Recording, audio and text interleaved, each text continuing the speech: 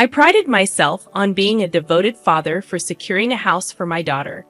However, my husband, without consulting me, decided to use my money to purchase a luxury apartment. Frustrated by his audacious plan, I swiftly responded by presenting him with divorce papers. In the face of my unexpected move, my husband was taken aback, clearly unprepared for such a turn of events. With a smirk, I, Jocelyn Anderson, a 50-year-old office worker with a passion for French since my student days, initiated what I considered the real retaliation. Let me take you back a bit. I had been married at 23, but my first husband passed away just 6 months into our marriage due to a tragic traffic accident caused by a drunk driver. Although I received $500,000 as insurance money, no amount of wealth could bring my late husband back. During that period of mourning, Ernest Anderson, a compassionate colleague from the same company, provided solace by lending a patient ear to my stories.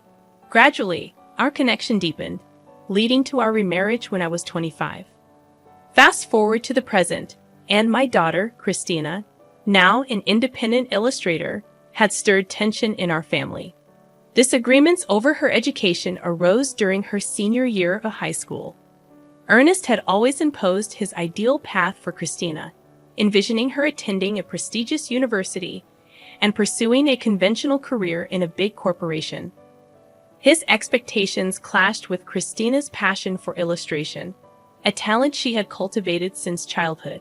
Despite my initial support for Ernest's educational decisions, I found myself at odds with him when Christina expressed her desire to attend an art university to become an illustrator. While I was open to embracing her chosen path, Ernest vehemently opposed it, insisting on a conventional trajectory that clashed with our daughter's dreams. The struggle over Christina's future had become a battleground, and the real retaliation was about to unfold. I opted not to embark on a freelance career initially, choosing instead to work for a company. Christina shared her aspirations to become an illustrator, but my husband dismissed her dreams, considering it merely a pastime with drawings. His harsh words compelled me to defend Christina's autonomy, asserting that it was her life, and she should have the opportunity to pursue her passion. This stance only fueled his anger, as he asserted that it was his daughter and that a child's role was to fulfill their parents' dreams. He adamantly believed that if Christina followed his prescribed path, she would unquestionably find happiness. I was taken aback by his biased views, hoping he would eventually understand and support our daughter's choices. Unfortunately, my optimism was misplaced, leading to a deep rift between us. Despite my financial support for Christina's education and living expenses, Ernest remained dissatisfied, continually expressing his discontent. Even after Christina successfully gained admission to her preferred art university and secured a job as an illustrator, Ernest refused to acknowledge her achievements. His complaints persisted, questioning the worth of the money spent on tutoring and labeling her a failure. Christina, resilient in her pursuit, worked energetically, occasionally sacrificing weekends and sleep for her craft. However, Ernest's attitude towards her job remained unchanged. Moreover, he became harsher towards me for supporting Christina, criticizing everyday aspects of our household. Realizing this was his true nature, I found staying at home increasingly painful. Fortunately, our work roles in different departments at the same company spared me from daily confrontations. Yet, amidst this strained dynamic, Ernest surprisingly declared his intention to buy Christina a luxury apartment, citing her importance as his daughter. Despite his apparent disdain for her career choice, this sudden change in attitude raised suspicions, prompting me to question his motives. Doubts crept into my mind about whether Ernest even had the financial means to purchase a luxury apartment.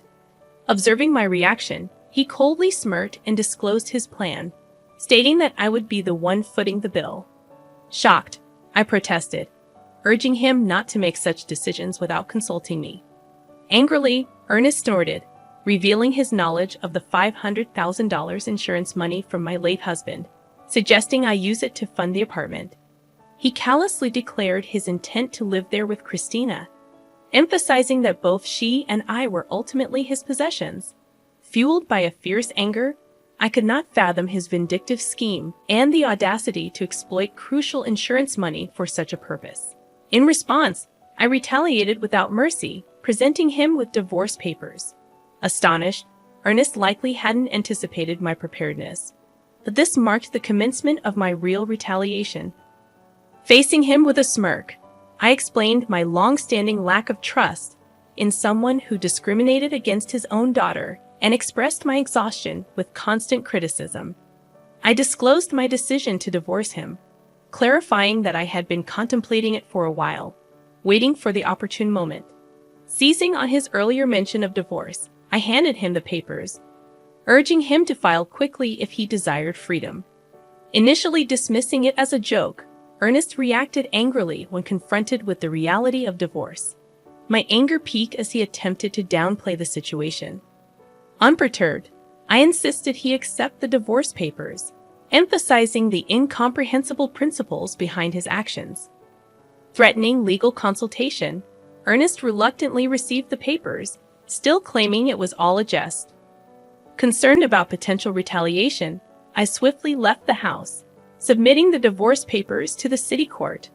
I promptly informed Christina about the outrageous behavior, and she too expressed fury.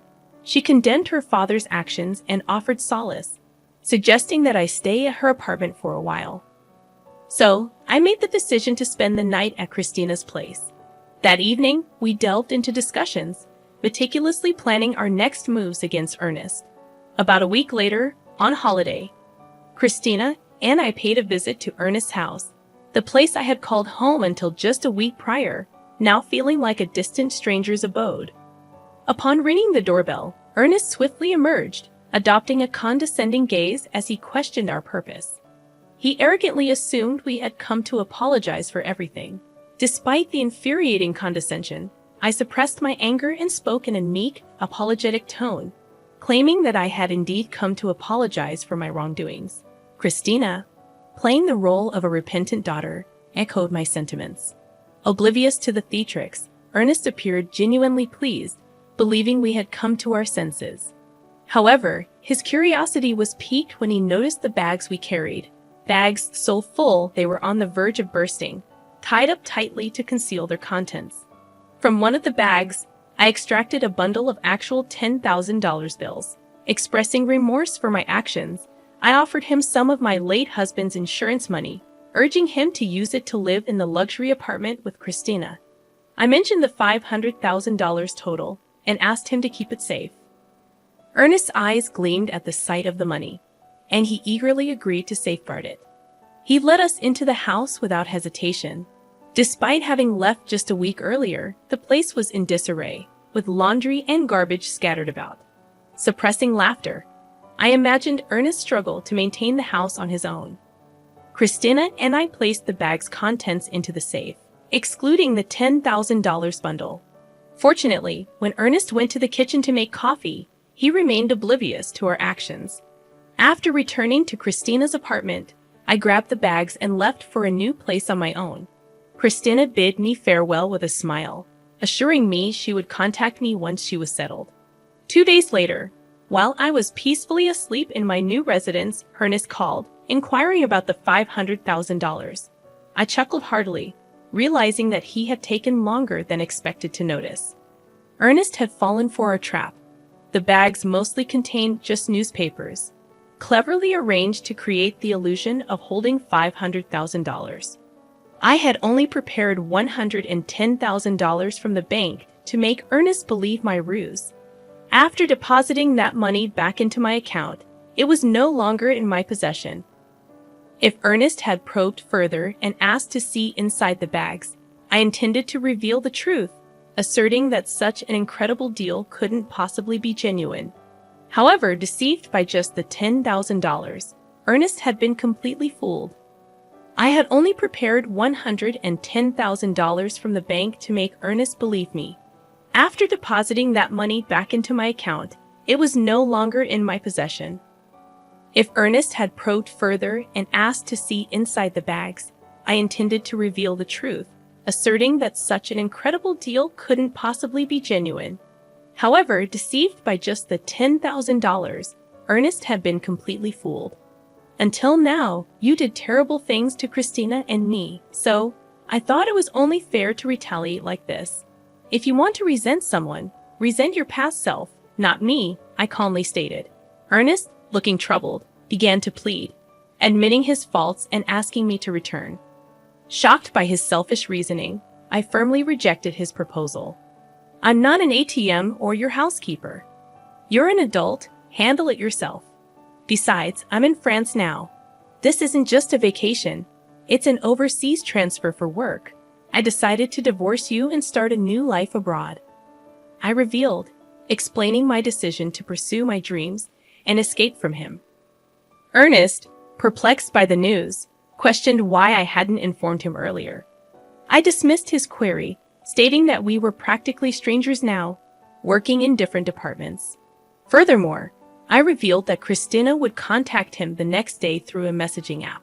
The following day, amidst the early hours due to the time difference, I initiated a video call through the messaging app with Ernest and Christina. Christina began expressing her sentiments, reminiscing about her childhood adoration for Ernest, but quickly transitioning to her current disdain. You completely dismissed my career choice. That's when I saw your true nature. You just wanted to control me. There was no love. Now, I hate you and never want to see you again. This call is the last time we'll speak.